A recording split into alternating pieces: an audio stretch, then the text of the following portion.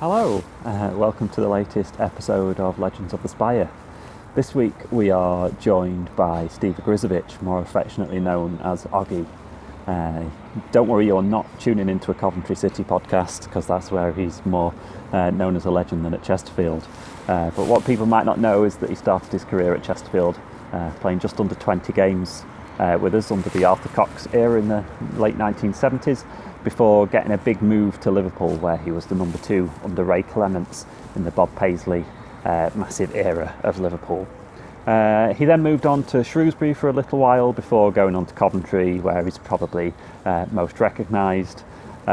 Played loads and loads of games for Coventry, played in 4 different decades in the top flight, so knows everything there is to know about being a goalkeeper. We had a great talk about being a policeman before turning pro as a footballer with Chesterfield, and the pay cut that he had to do to become so. And then he talks really well just about being a goalkeeper generally and the different beasts that they are, really compared to other players that you get on the football pitch. As always, please do get in touch with us on social media channels. We are at Spire Legends on Twitter if you do want to recommend a player that we speak to. But in the meantime, do enjoy episode 4 with the great Steve Oggy Ogrizovic.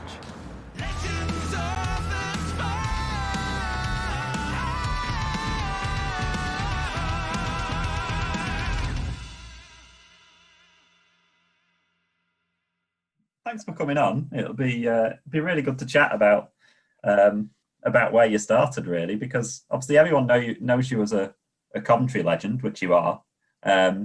But it obviously all started at Chesterfield, didn't it? So, So I mean, as a kid, were you sport mad as a kid? Oh, absolutely sport mad. I think most kids were those days. There was so much less to do, wasn't there, to fill your spare time. There was no internet. There was no mobile phones. Very, very little on television in those days. So the pastime really was to get out and play sport, and I was very fortunate. On 2 accounts. One, that I had a brother just a year younger than me who was sports mad as well, and a very, very talented sportsman as well, whether it be football, cricket or anything else. And also somebody else who people might not see the connection, I don't know, because I didn't actually play with him at Chesterfield. He joined just after I left. But one, Phil Walker. Yeah. He was a childhood friend. He lived down the road from me. And for years and years and years, we played football together, cricket together, socialised together, and even into adulthood, used to go on holiday with the families together. So a big friend, and probably what my brother, a big reason why we actually managed to form a professional career. Yeah, because you're actually from Mansfield, aren't you? I am from Mansfield, yes. For my sins, I used to support Mansfield and watch them, and many times it used to be quite a tasty affair when Chesterfield came to town, actually. There was a lot of rivalry between the fans, and I've been on the terraces a few times to watch Mansfield and Chesterfield, always wishing that one day I could be part of that game, but never realised I'd be playing for Chesterfield and not Mansfield. Yeah, it's still a tasty affair, so hopefully we'll be in the same division again sometime soon, so we can have those games again. Absolutely. Yeah, so then growing up, you ended up in the police force, didn't you, rather than kind of starting off as a professional? Yes, I did. And there's a little story there, and people of today's age will find this absolutely unbelievable and hard to imagine. But in those days, as a youth player, there weren't the academies and the professional setups in football that there are now.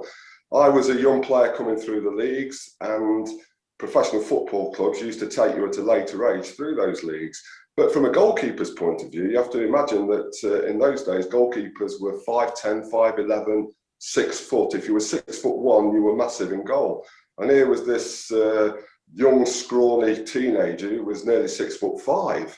And most football clubs, Mansfield included, who I went for several trials with, thought I was far too big to play in goal. There were no role models. I think Joe Corrigan was the only goalkeeper who was just breaking through for Manchester City in the late 60s, early 70s, who was anywhere near my size. So the general feedback I got, and I went to trials at, just trying to think now, Huddersfield, Sheffield United, Notts County were interested at one stage, I know that. But the general feedback was too big, can't get down to the low balls. So I quite obviously thought, well, professional football might not be the career I want, the career I would really envy. I mean, God, I so much wanted to be a professional footballer. I can't tell you how much I wanted to be. But around that time, I thought, this is not to be. I've been to several clubs. They've said no. It's probably time to think about what I am going to do when I finish school and find a career. And I was always interested in the police force, and I wanted to do a job that was a little bit different, that would get me out of that. Not a day job where you did the same thing day in, day out in an office, maybe. So yes, I joined the police force and had a year or so in the police force, maybe a year and a half actually. And at that time, I just joined Chesterfield as a youth team player, and I was trying to juggle working in the police force as well as playing football as often as I possibly could as well. So were you straight off the shift with the police and straight into training then? Was it as crazy as that? Many times I was, and more than that, obviously you have annual leave and holidays, and I used to book all my holidays for Saturdays and midweek so that I could play the games. So I suppose looking back, there was still a desire there to actually want to go as far as I could to become a professional. It was the only thing I wanted to do more than being in the police force, I've got to say. And yes, I used up all my annual leave for Saturdays to play football. And I read somewhere that kind of with the police force, they chucked you straight in the deep end because you were quite big.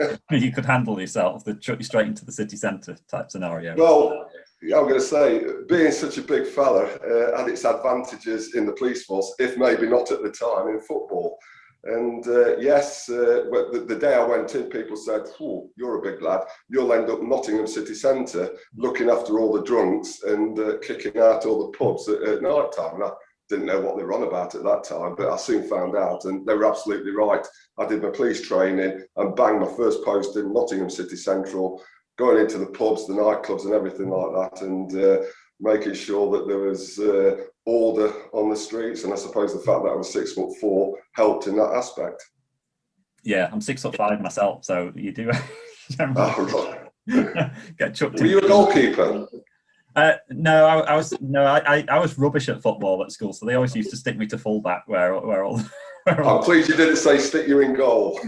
Because that's normally where they say, "Oh, he's not very good, I'll stick him in goal."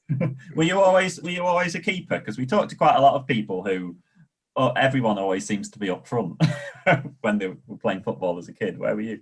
Likewise, through the schools, I used to score lots and lots of goals. I played for the district and county as a striker, and played with the likes of Gordon Cowans. Was a year younger than me actually, but Gordon used to play. Gordon was a fantastic footballer coming through the system. And but I was a big boy, and I could, if somebody crossed it, I could head it. I could use my physicality. So I suppose skill and pace weren't my forte at the time. And even in those years, although I was performing at county level, I think I probably knew that, certainly when I looked at the more talented footballers around me, I thought, you know what, they're going to catch me up, and being an outfield footballer is probably not an option. Yeah, absolutely, yeah. Well, so we've had quite a few players at Chesterfield that have done the opposite of you and have had a career playing with us and have then joined the police force when they've retired. I just wondered, are there similarities between kind of being in a squad of footballers and being in a squad with the force that you think appeals to the mentality of people that go into sport? Good question. I don't know. From a footballer's point of view, you have to be disciplined. And I was taught discipline at a very early stage. I joined the cadets for probably 6 months or so before I actually went into the police force proper, if that's the way of putting it. And, they instill an awful amount of discipline, and self-appearance was important, and how to conduct yourself. Also, psychologically, the training was very much on not getting flustered in panic situations, let's say, being able to keep you calm when everybody else around you is probably losing theirs. So without actually knowing it, I was probably learning some good lessons, which would stand me in good stead when I started playing football, because a lot of those traits you definitely need in the professional game. Yeah, one of those questions I was going to ask you was your experience of Nottingham City Centre kind of applicable when it came to commanding your box from set like that? I don't know. I was naturally aggressive as a person. I think what being in the police force did do, when you're dealing with the public, you're going into situations that you've never encountered before, it does make you grow up a little bit quicker, and you do become, I don't know, probably a little bit more experienced, probably beyond the years that you actually are. So that probably helped me, and it certainly helped me, because when I went to Chesterfield, it was, I mean, I'm quite an intense person anyway, and when you walk into a situation, you always think, my God, am I good enough for this? Am I good enough for that? I thought that when I went to Chesterfield, and I thought that when I went to every other club that I went to. So it probably stood me in good stead, bearing in mind the type of personality I am. Yeah, and then we should go on to actually joining Chesterfield proper. So it was Arthur Cox, wasn't it? Who was the manager at the time that signed. It was, but I'd like to give a quick mention here to a guy called Alan Humphreys, who was the commercial manager at Chesterfield at the time. Ex-professional footballer, very good goalkeeper, started his career at Leeds of all clubs, and he was running a local youth team called Onrick, Old Newark Road Youth Club in Mansfield, and it was him who actually signed both me and Phil Walker at the same time and I might get the years wrong here, I think it was 1976. We went to train at Onrick, and within 2 sessions, Alan came over to us, the manager, and said, look, I think you two are pretty decent. I'd like to take you up for a trial to Chesterfield. And that's where it all started. Without Alan Humphreys, without Onrick, we probably would have slipped the net, both me and Phil, because we were just playing, local Sunday football at the time. So that was... what can I say? That was a real stroke of luck for us. And from Alan Humphreys' point of view, I just hope that Chesterfield actually looked after him, because Phil played an awful lot of games for Liverpool, for Chesterfield. And although I wasn't there that long, I suppose I made the club a little bit of money as well. But yeah, that's how it started. Alan Humphreys took us to Chesterfield, and then we came under the tutelage of Sid Lancashire and Alf Roberts, who was a great fella. Alf Roberts was the coach, and we used to go up there once, twice a week to do the training and play in the youth team. Yeah, and then you signed, didn't you? Was it the summer of '77 when you're about 20? Was it that you actually? I did do, and that was a really big part of my career. Probably the first major decision I had to make as a human being, really, because. Arthur Cox was on the phone to say, look, we like the way that you've played this season. We'd like to give you a chance to be a professional footballer. We'd like you to sign a 2-year contract. It was a 1-year contract with a 1 year's option in the club's favour, which meant that if they wanted to get rid of you after 1 year, they could do. And if you were doing okay and they wanted to keep you, they could keep you on the same money. So it wasn't a great deal for the player, good deal for the club. But you're not in a negotiating position in that situation. So I had a real choice, because I've got a career I'd started that I loved. And I was thinking, if I go to be a professional footballer and it doesn't work out, how many people are actually successful in the game, I used to think, then, I've thrown away a career in the police force as well. So I had 2 bits of... I'll say good advisement. I spoke to my dad straight away. My dad was very much a person. He'd been down the pits himself, actually. He didn't want that for any of his sons. He wanted them to get a career. And I thought when I talked to him, he's going to say, why are you throwing away a career just for possibly 1 year? When I did speak to him, he looked at me and he said, look, it's a great opportunity. You've got to do what you want to do. And that bamboozled me. I didn't really expect it from my dad, and it was fantastic advice and very, very reassuring, because from that moment on, I thought, I'm going to do it. I then had a word with the police force and told them that, look, after a year or so, I feel I'm going to resign, because I've been offered the opportunity to be a professional footballer, and it's the only thing I want to do more than be in the police force. And the chief superintendent at the police force at the time was fantastic as well. He says, look, we think you've done really well. It's been great to have you for a year or so. Please, said, if it doesn't work out in football, get back in touch, reapply, 100% we'll have you back. So all of a sudden, that very difficult decision became so much easier. I'm thinking, go and give football a go. And I've got a fallback that if it doesn't work out, I potentially can go back in the police force. Yeah, so that safety net was just so immense. And it had to be. And I remember the first time I went into Arthur Cox's to sign this contract, he said, right, he says, this is your contract. How much are you on in the police force? And I think I was on about £50 a week. And he looked at him and says, well, we can't pay you that. He says, we'll pay you £40 a week, £5 expenses, and a couple of pounds crowd money in those days. I don't know where that came from. That's what you're getting, take it or leave it. And he was a fearsome person, probably the only person I've ever been scared of in my life. So as quick as a fiddle, I signed it as soon as possible. Yeah. So obviously I'm a young fan. I don't remember Arthur Cox. So what was he like? What was he like then as a person, as a personality? Because I know he went on to Newcastle, didn't he? And he kind of was important. Well, he had a brilliant. He did. He had a brilliant career, didn't he? As a coach and as a manager in football. And although I didn't know it at the time, because obviously he was so many years older than me, he was a young coach stroke manager just starting out. I think that may have been his first managerial job. And it was brilliant for me. I mean, first and foremost, he used to come and watch some of the youth games. He'd obviously seen enough on me to take a chance and sign me, because I didn't think I was doing particularly that well with the under-18s. But he obviously saw something. Alf Roberts must have seen something as well, and they decided to take a chance on this youngster. And there were no such thing as goalkeeping coaches in those days. So you would train with, the number 1 and 2 goalkeepers would train together. Now, during pre-season, 77, Phil Tingey, who was the number 1 goalkeeper, I think he got knee problems, so he wasn't doing an awful lot of training, which meant for large parts of training, I potentially could be on my own. Well, it wasn't that.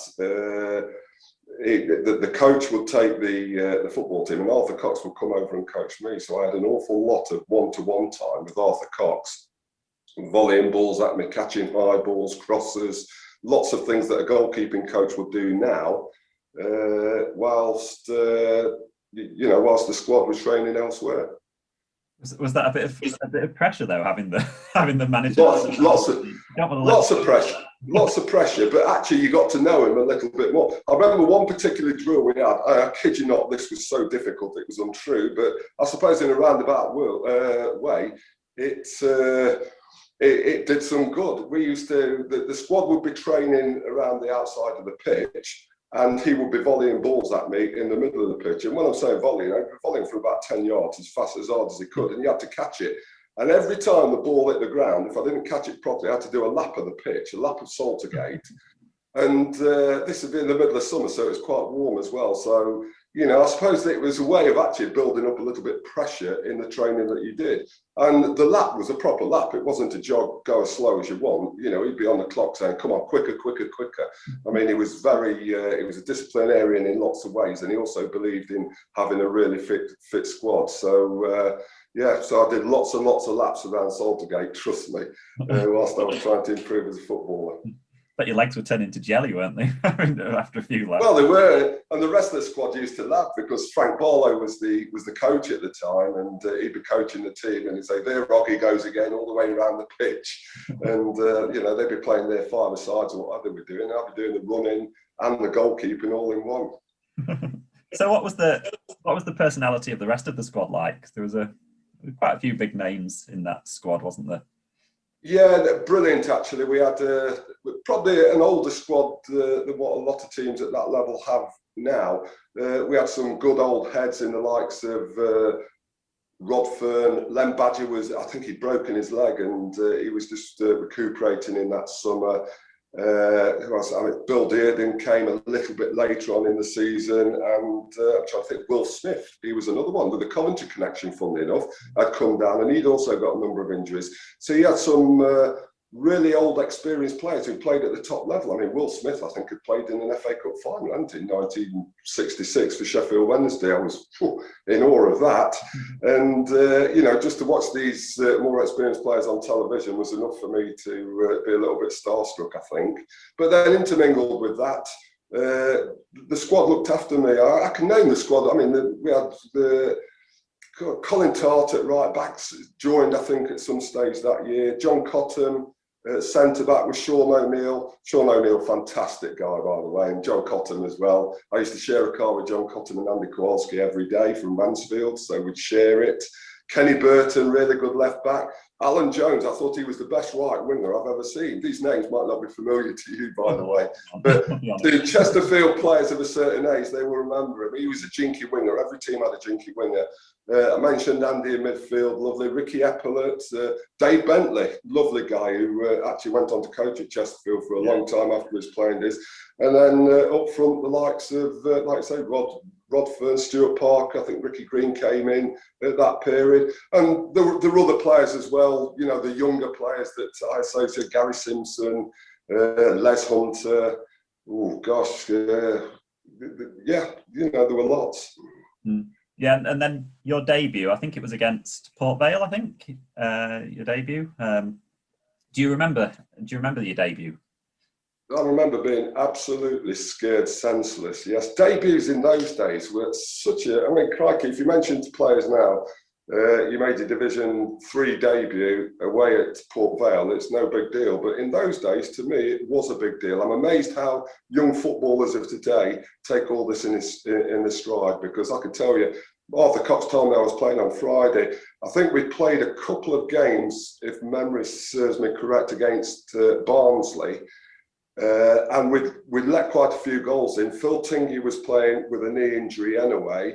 And Arthur Cox took a very bold decision, I suppose, at the time, to play this young, untried goalkeeper who'd only been professional for a couple of months.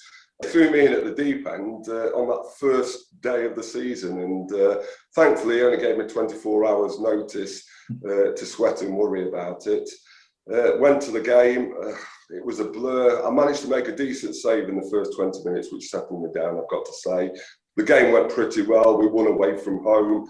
They scored, albeit a penalty. I look back on that penalty. I got so close to saving it as well. Maybe I look at it now and I think I should have saved it. But anyway, we won it 3-1. And, from then on, I made my debut and I just felt so much better. And the one thing I kept thinking, well, do you know what? If I don't play another game, at least I can say I was a professional footballer when I played in the leagues. That's how much it absolutely meant to me.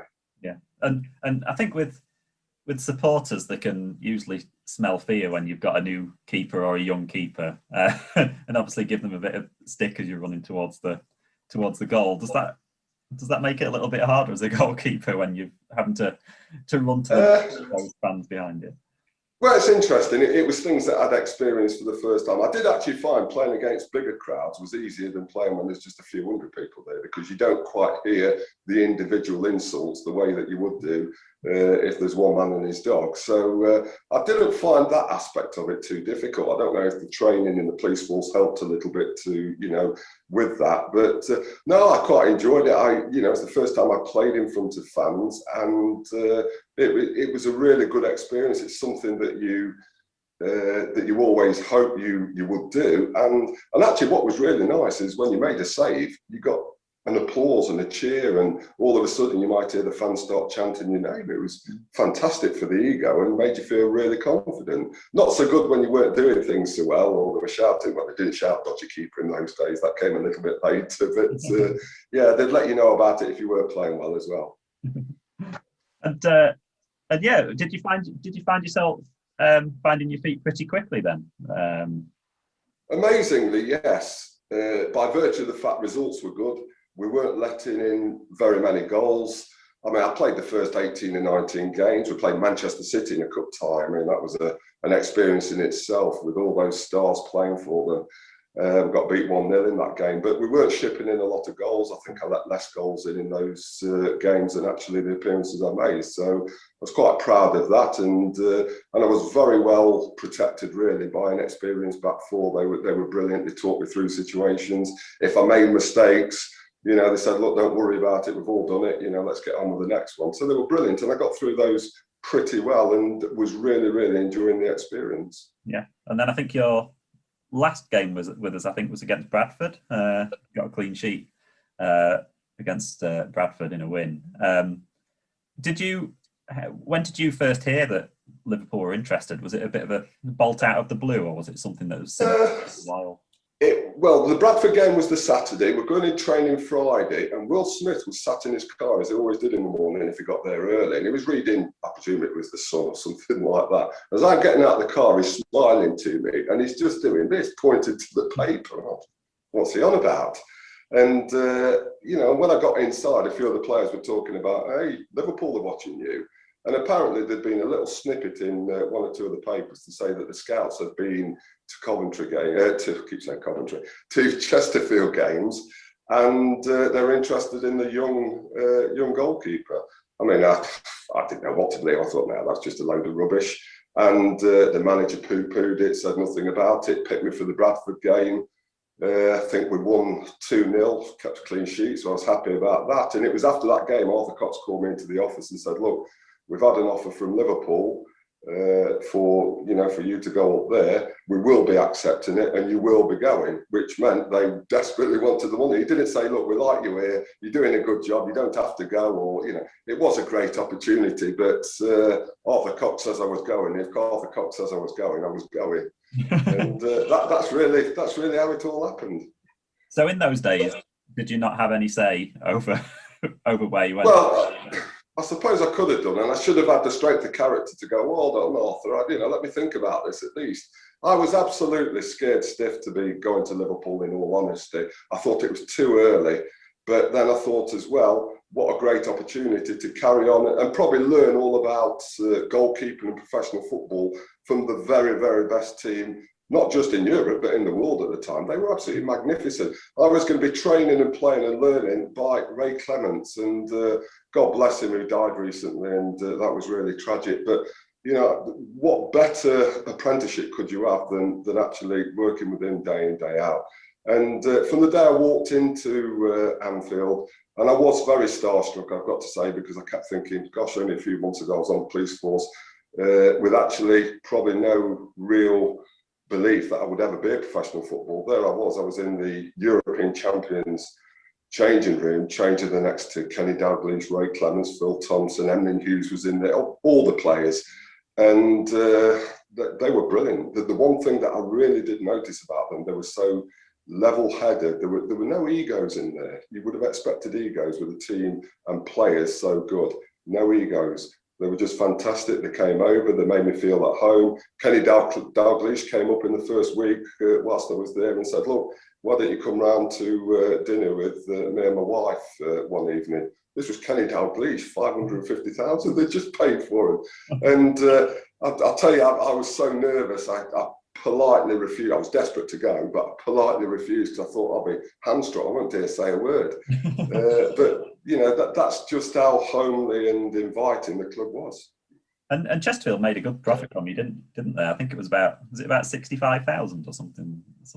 I think it was 72,500, I think it was, which, you know, in today's money sounds like nothing, but then it was an awful lot of money, and the club needed it, and it helped, I think, for them in future years. So I think that was the reason why Arthur Cox was desperate for me to go, because, you know, you could do a lot of things with 72,000 in those days.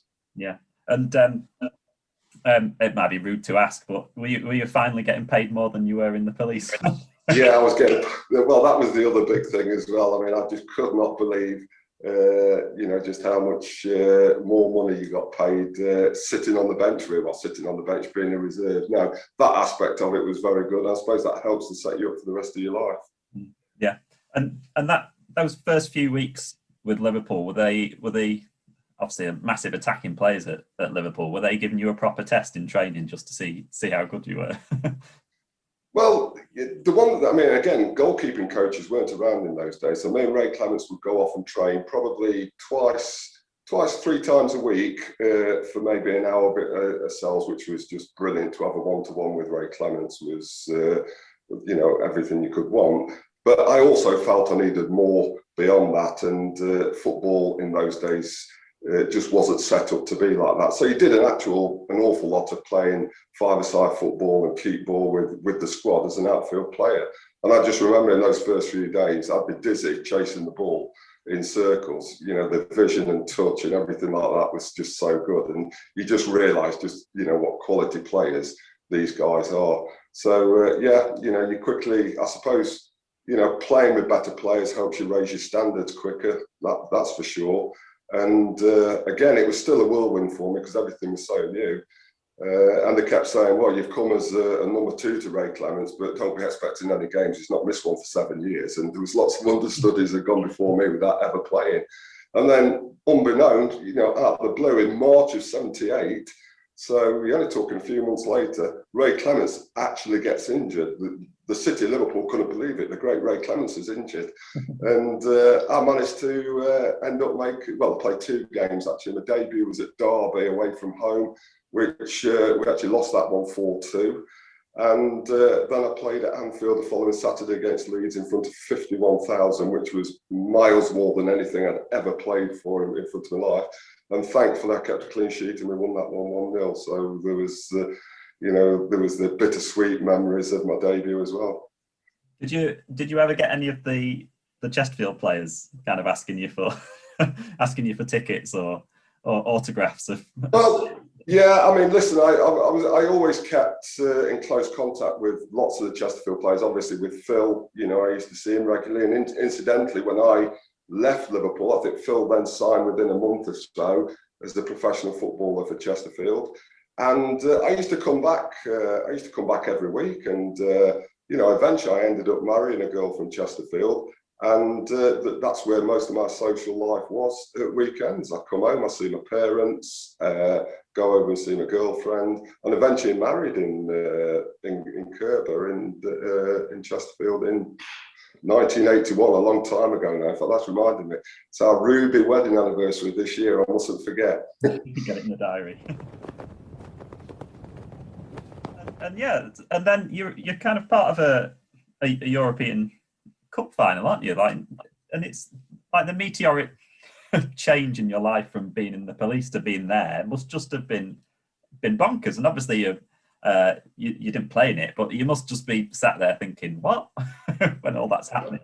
I absolutely was. I can tell you. I mean, one of the great things about going to Liverpool was you weren't on the bench for league games as you are now as an understudy, but for European games you had 5 subs, one was a goalkeeper. So you obviously enjoyed the the foreign travel, the experiences playing clubs from other countries. Even though you were sat on the bench, you had to be ready at any moment to go on. As Spinks found out for Aston Villa a few years later, at any one moment you can be on that pitch. And in that first year, I mean, Liverpool were defending the European Cup that year, and they successfully defended it. We played at Wembley against Bruges in, when was it? Was it May? I think the end of May 1978, and 100,000 people there. Again, another unbelievable experience. I was actually at Wembley, a place I'd only seen on television and thought I'd never get anywhere near it. I was actually there warming up on the pitch, sitting on the bench, thinking at any moment I could actually be on here in the European Cup final. And you're right. I used to think back this time a year ago, I was in the police force, I was playing for Chesterfield youth team, thinking that, I probably will never ever become a professional footballer. And yet in the space of less than a year, I'd signed as a professional footballer, made my debut in the 3rd division, been transferred to the best club in the world, made my debut for that club. And here I was sitting in a European Cup final on the bench at Wembley, about to receive a European Cup winners medal. Surreal, just couldn't take it all in. What was the kind of reserve team structure like back then? Did you get to play, because obviously you're not playing in the first team a lot, so what was the structure like in terms of actually playing games? Did you get some? Structure was a lot better then. What you used to do, on a Saturday, it was called the Central League. And if you weren't in the first team, you played in the Central League reserve team. He played on a Saturday at 3 o'clock. Roy Evans was our manager. And literally, I think there was one substitute allowed at the time for the first team. It was not a case of we'll rest you. There was no rotation of players or anything like that. If you were not in that first team, 12 or 13, you played in the reserves. So the Central League was a very, very strong league full of lots of experienced players. When I played for the Central League, we could have 7 or 8 ex-internationals or current internationals even playing in our team. We once played Manchester United, and I counted up, I think they had 8 current internationals and we had 7, you know, I say current, recent that had played. I mean, you know, they were very, very competitive games and experienced games, not like they are now. And I think that's one of the, you know, that's where you probably learn most about your football. Playing these games, playing with experienced players. I would play with Phil Thompson, with Emlyn Hughes in front of me, you know, a number of others. And, you know, they would talk you through the game and tell you where you should be, where you shouldn't be. The same as when I was at Chesterfield, Sean O'Neill and John Cottam in front of me. And you listened, and you'd be a silly person not to listen to the amount of experiences that all those people would have at various levels of the game. And thankfully, you know, things go in, and then you start to build your own thoughts and experience as well in the game. Did you have any crowds in those games, or were they behind closed doors? Yeah, crowds were not bad at Liverpool. We will probably average, I'm guessing, but there'd be anything from 2,000, 3,000, 4,000, 5,000, something like that. Sometimes as many as what was at the Chesterfield games. And I'm led to believe even years before that, the Central League crowds were a lot bigger. I don't think it was. It wasn't unusual, I think, for a Manchester derby or a Liverpool derby to attract sometimes 15,000, 20,000. And I don't think I actually experienced that in the derbies at that time when I played, but certainly a few years before there had been those numbers. Yeah, and then after, was it 4 or 5 years, you ended up moving on to Shrewsbury. I did do, yeah, because much as I'd had a meteoric rise in that first year, what people were saying started to come true, and they were right. Ray Clements doesn't get injured. And he was England's goalkeeper with Peter Shilton. And, you know, so I ended up having quite a number of years there just playing reserve team football, Central League football. We had such a good side that we were winning the league every year. And as a goalkeeper, you got very little to do. So I felt that I did actually feel that my career was starting to parallel out, and I wasn't going anywhere. And I thought, you know, I'm getting to an age now in early mid-20s where I actually need to put some experience, some games together, you know, if I'm going to do anything in the game. I mean, Liverpool were happy for me to stay on the bench and fill in if Ray Clements was injured, but I felt I needed more. That's just the type of person I probably am. So I actually took the step of, you know, asking Bob Paisley for a move, and I managed to go to Shrewsbury. Shrewsbury were a good side in those days. They were Division 2 then, which is Championship now. And they were a good Championship side. I think the first year we played there, I think we finished probably 7th, 8th, 9th. We were in the top 4 in Christmas. And, you know, I just had a brilliant 2 years there. I didn't get injured, played every game.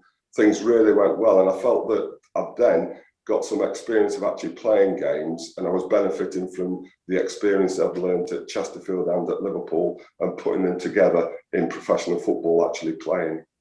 Yeah, and kind of going back a little bit in terms of asking Bob Paisley in terms of wanting to transfer, was there any similarities between Arthur Cox and Bob Paisley in terms of their style? No. Were they No, absolutely none. Bob Paisley was very laid back. He'd have his office at Anfield. That's where we used to train before we went to Melwood. He'd have his carpet slippers on. He would come and watch training, but never get involved in the coaching. He was just purely a manager. He had eyes, very, very good eyes, obviously, very experienced, a good feel for things. Could see a good player. You could see all that in him, but very laid back. And he had all these other coaches to be able to do the other things. Whereas Arthur Cox, it was such a smaller unit.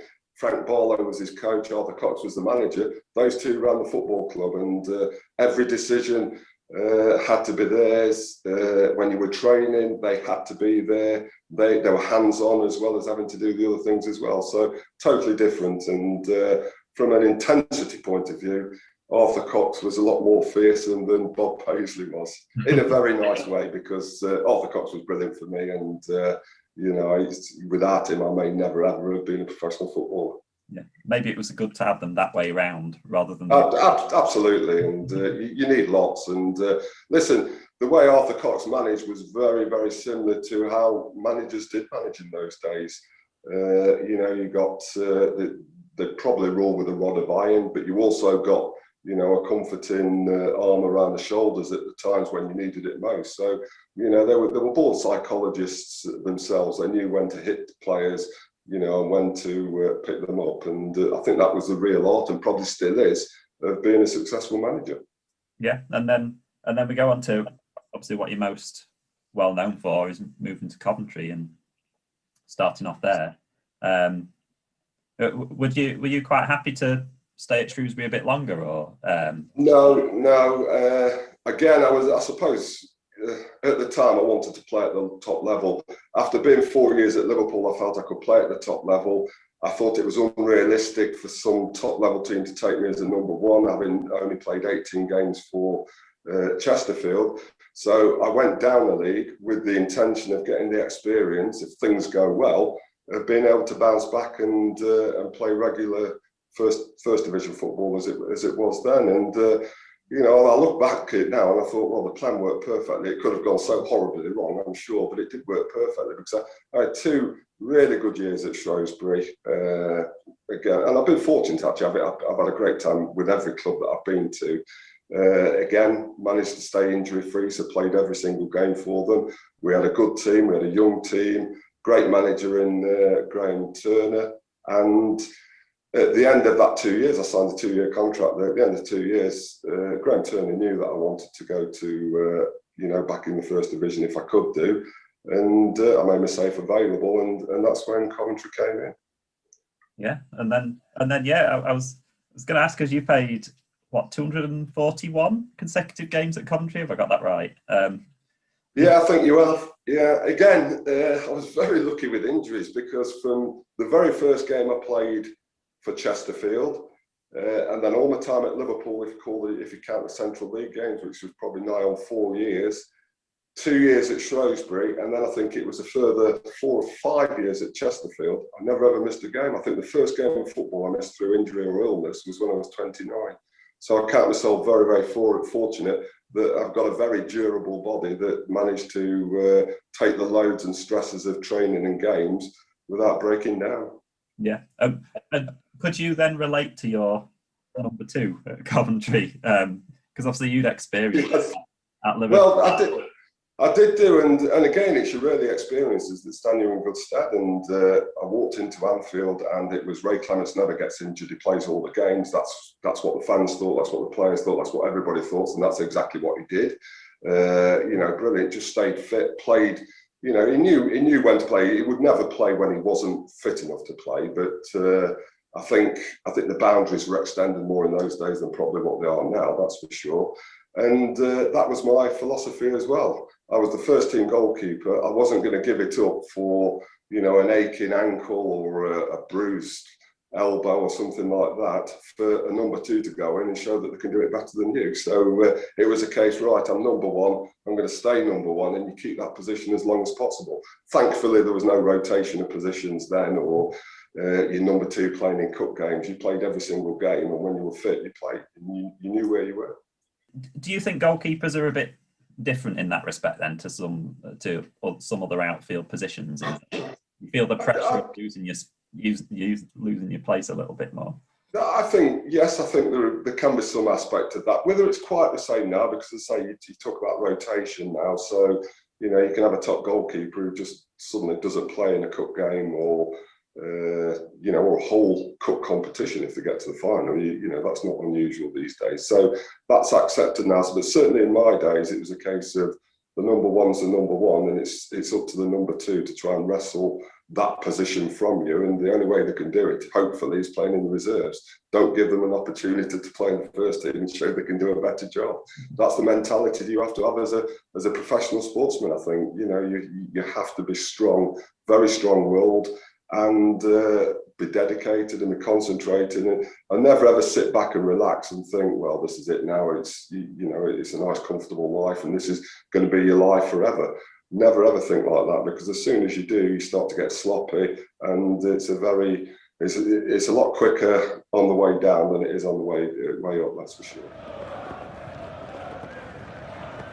Yeah, there was a goalkeepers union. People talked about it. If you're in the player bar after the game and the other goalkeeper was over there, you'd always go and have a chat with them and got to know them probably better than what you would do other outfield players. It's a good story about that, actually, because I know it was in one of your questions you were going to ask me, actually, but I'll bring it up now. I was lucky while I was at Chesterfield to score a goal at Sheffield Wednesday, direct from my area, and it was a windy, rainy day. I punted the ball long. It's bounced over the goalkeeper, who was Martin Hodge at the time, and went in the goal. And I've scored a goal in professional football. Things are getting better and better. But I did feel a little bit for Martin Hodge, and I got to know Martin quite well. I knew him before then because he'd had some time at Everton whilst I was at Liverpool. And we got talking. I've seen him on holiday a number of times in other situations, and we always have a good long chat.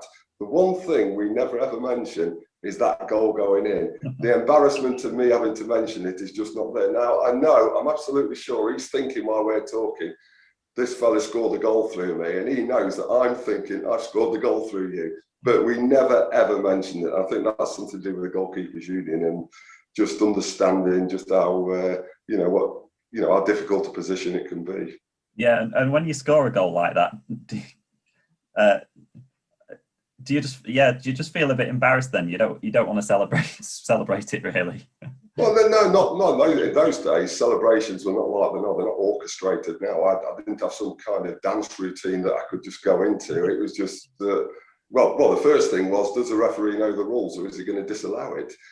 Because there was talk in those days that a direct kick from your hands has got to touch another player. Absolute rubbish. But some people thought they were the rules. So I was just hoping at the time the referee knew the rules. He did, obviously, blew for a goal, and you just stand there waiting for your teammates to come to you and congratulate you. And I suppose you only realise that you've done something that very, very few goalkeepers have done, certainly fewer then even, after the event, when people remind you. Yeah, and I was going to ask as well about saving penalties, because you've saved a few, haven't you, over the years? And one of the common reactions you get when a goalkeeper saves a penalty, if it goes out for a corner or whatever, they're trying to push the teammates away as quick as they can for them to try and get a set for the corner instead. Did you have a style or a tactic in terms of saving penalties? I had a few things. Whether they were more successful than other goalkeepers or not, I don't know. I saved a fair percentage of penalties. I would say not a great deal more than anybody else, not a great deal less. Often I'd studied penalty takers. I would actually, you would always know who was going to be the penalty taker 9 times out of 10. And as soon as a penalty was given, I would eyeball that. When I say eyeball, I wouldn't look at him so that he could see me looking at him. I'd look away, but out the corner of my eye, I'd be watching him. And I used to always think that the place where they look, when they think I'm not looking at them, will be the place they put it. And I had a little bit of success with that at times, not always. Sometimes I'd put it the other side and I'd think, well, that one didn't work. And then the other one, I'd try and lean one way, go the other way early, and then go back the other way to see if that would work. I had some success with that sometimes, not always. So I don't know, I think probably luck plays a massive part in penalty saving. If you go the right way, you've got a chance of saving it, and that's what you try and do. Yeah. And yeah, in terms of like keeping up your concentration during a match, how do you try and stay alert? Obviously, you've had a few seasons where you're in relegation scraps anyway, so you're getting a bit of the action anyway. But then there's a fair few games when you're maybe a bit quieter. So what do you do to try and keep your concentration up throughout that match?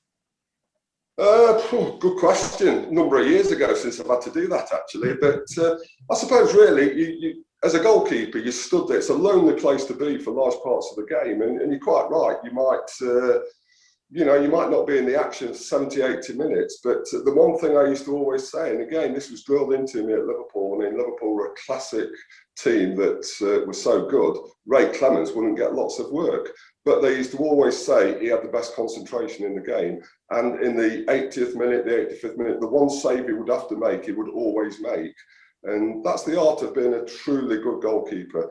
It's quite easy when teams are peppering you left, right, and centre every minute of the day, because your eyes in to use a cricket likeness, really. So your eyes in, but when for long periods when you're not involved, you have to keep your concentration. So you have to think positively. If you've made a mistake early in the game, don't let it prey on your mind, and you have to be ready. And like I used to say as a coach to all the goalkeepers is you've got to be ready. And even though you've had nothing to do, at some stage you will get a save, and you've got to be ready for it. And that's all you can do.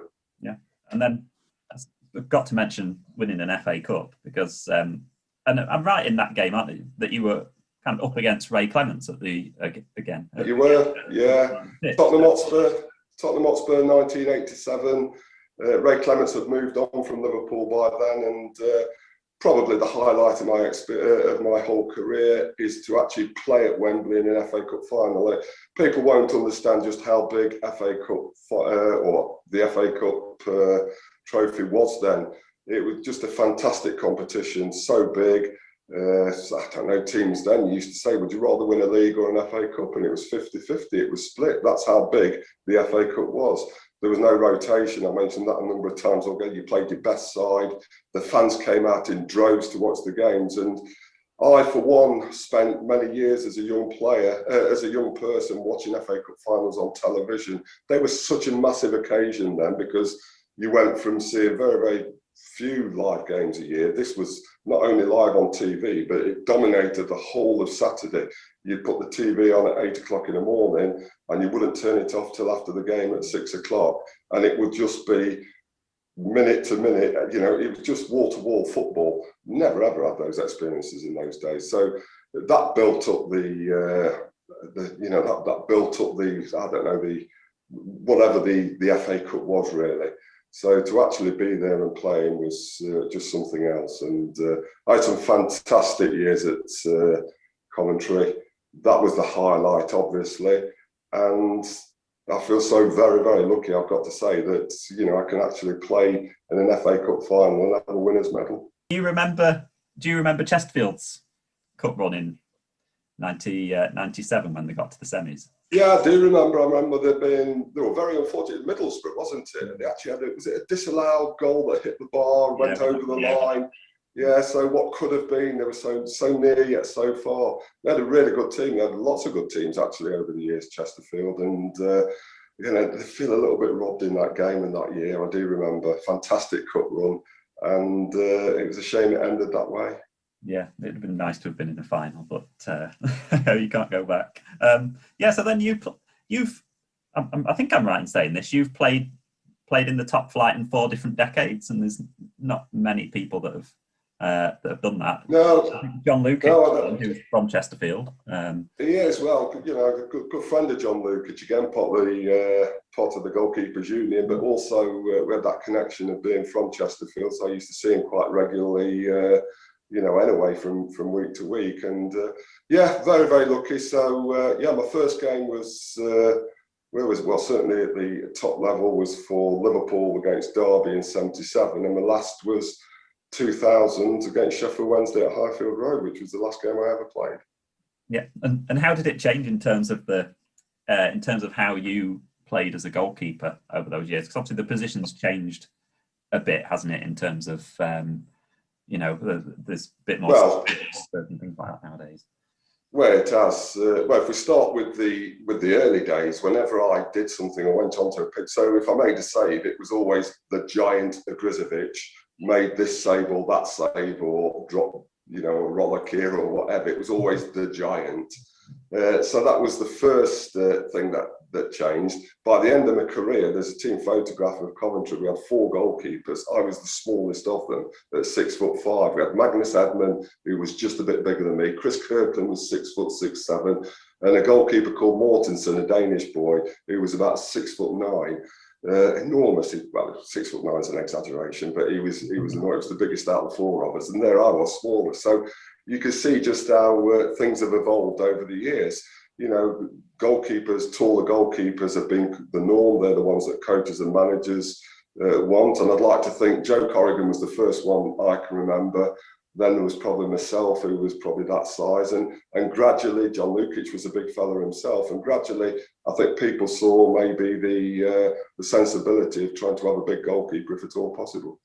Yeah, I mean, signing a goalkeeper that's under 6 foot nowadays would be, you'd get some questions. Indeed, don't see them. No. In fact, I have to say, when I'm coaching goalkeepers, and particularly young goalkeepers who are incredibly good at 14 or 15, and you look at them, and the first thing, you know, people are saying, well, how big are they going to be? I bet it's not going to be big enough. And it's very difficult to say to a child at that age, we don't think you're going to be big enough. And I actually try to not do that.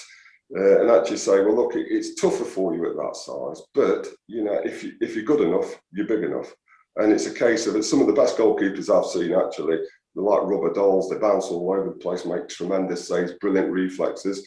We're not that big, and they're very, very quick around the goal.